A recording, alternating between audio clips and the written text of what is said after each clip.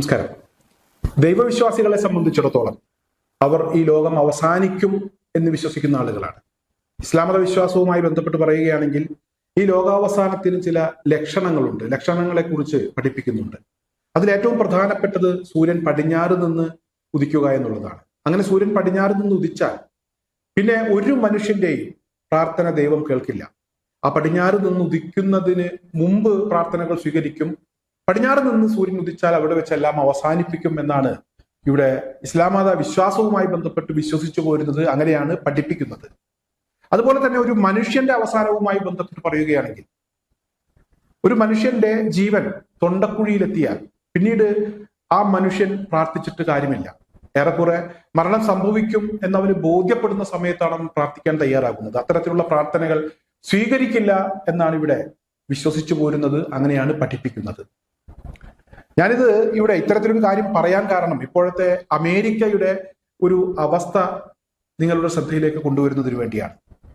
അമേരിക്കയുടെ പ്രതിരോധ secretary Pete Hegseth ഈ കഴിഞ്ഞ ദിവസം പെന്റഗണിലെ പ്രതിമാസ പ്രാർത്ഥനാ യോഗത്തിൽ ഈ യുദ്ധം വിജയിക്കുന്നതിന് വേണ്ടി ഒരു വലിയ പ്രാർത്ഥന നടത്തി. ആ പ്രാർത്ഥനയുമായി ബന്ധപ്പെട്ടുള്ള വാർത്തകളൊക്കെ നിങ്ങളുടെ ശ്രദ്ധയിൽപ്പെട്ട് കാണും. എന്തായാലും അദ്ദേഹത്തിന്റെ പ്രാർത്ഥന കഴിഞ്ഞതിന് ശേഷം മാർപ്പാപ്പയുടെ ഒരു പ്രതികരണമുണ്ടായി. ഒരിക്കലും അത്തരത്തിലുള്ള പ്രാർത്ഥന സ്വീകരിക്കില്ല എന്നാണ് മാർപ്പാപ്പ പറഞ്ഞത്. കാരണം അദ്ദേഹത്തിന്റെ കൈകളിൽ ചോരപ്പാടുകളുണ്ട്. അത്തരത്തിലുള്ള ആളുകൾ, യുദ്ധക്കൊതിയന്മാർ പ്രാർത്ഥിച്ചിട്ട് കാര്യമില്ല, അതൊരിക്കലും ദൈവം സ്വീകരിക്കില്ല എന്നാണ് അദ്ദേഹം പറഞ്ഞത്.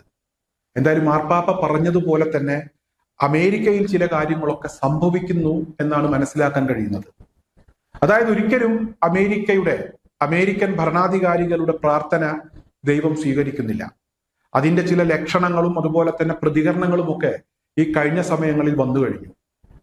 ആദ്യം തന്നെ അമേരിക്കൻ പ്രസിഡന്റ് ഡൊണാൾഡ് ട്രംപ് പറഞ്ഞത് ഇറാന് പുറകിൽ എന്തോ ഒരു അജ്ഞാത ശക്തിയുണ്ട് എന്നാണ്.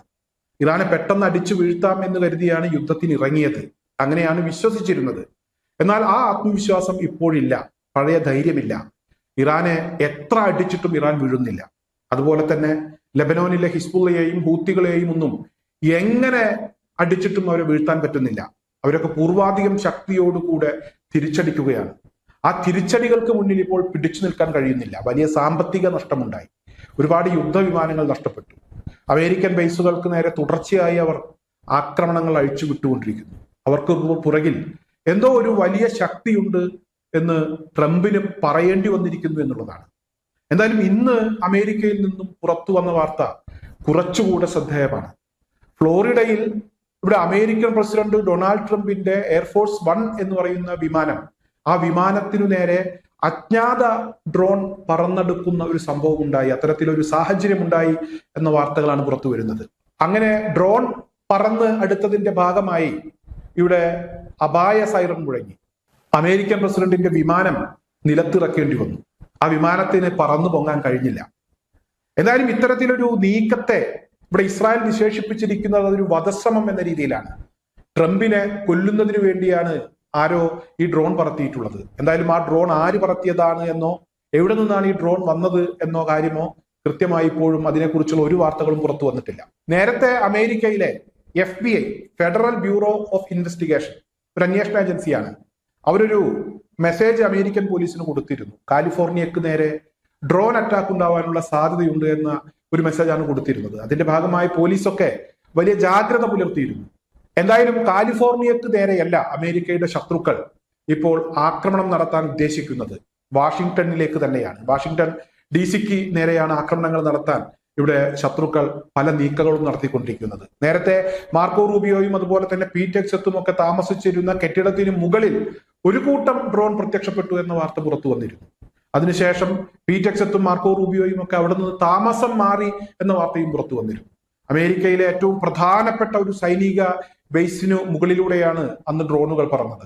ഇപ്പോഴിതാ അമേരിക്കൻ പ്രസിഡന്റിന്റെ വിമാനത്തിനു നേരെയും ഡ്രോൺ പറന്നെടുക്കുന്ന ഒരു സാഹചര്യം ഉണ്ടായി. വലിയ അപായ സൈറൺ മുഴങ്ങുന്ന ഒരു സാഹചര്യം ഉണ്ടായി. അമേരിക്കയുടെ പ്രാർത്ഥന ദൈവം തള്ളിത്തുടങ്ങിയിരിക്കുന്നു. ഒന്നുകിൽ ഇവിടെ ലോകം അവസാനിക്കാറായി, അല്ലെങ്കിൽ അമേരിക്കയുടെ അവസാനമായി എന്ന് നമുക്ക് വിശ്വസിക്കേണ്ടി വരും. ദൈവവിശ്വാസികളെ സംബന്ധിച്ചിടത്തോളം അവരുടെ വിശ്വാസം അനുസരിച്ച് നോക്കുകയാണെങ്കിൽ മിനിമം അമേരിക്കയുടെ അവസാനമെങ്കിലും ആയതായിട്ടാണ് ഇപ്പോൾ മനസ്സിലാക്കാൻ കഴിയുന്നത്. ട്രംപിന് അത്തരത്തിലൊരു ഭയം ട്രംപിനുണ്ട്. ഇവിടെ എന്തോ ഒരു അജ്ഞാത ശക്തി ട്രംപിനെ വേട്ടയാടുന്നു, അല്ലെങ്കിൽ അമേരിക്കക്കെതിരെ തിരിഞ്ഞിരിക്കുന്നു എന്ന നല്ല ബോധ്യം ട്രംപിനുണ്ട്. അതിന്റെ ഭാഗമായിട്ട് തന്നെയാണ് ഈ പ്രതിമാസ പ്രാർത്ഥനാ യോഗത്തിൽ പീറ്റെക്സത്ത് ഈ യുദ്ധവുമായി ബന്ധപ്പെട്ട് ഒരു വലിയ പ്രാർത്ഥന നടത്താൻ അദ്ദേഹത്തെ നിർബന്ധിതനാക്കിയത് എന്ന വാർത്തകളാണ് ഇപ്പോൾ പുറത്തു വരുന്നത്.